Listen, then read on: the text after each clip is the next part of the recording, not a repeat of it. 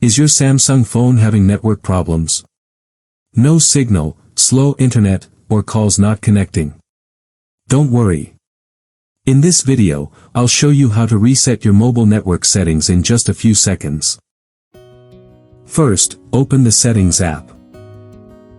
Scroll down.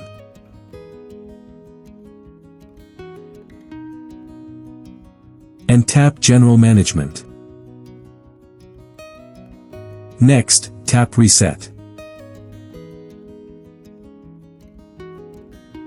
Now select Reset Mobile Network Settings.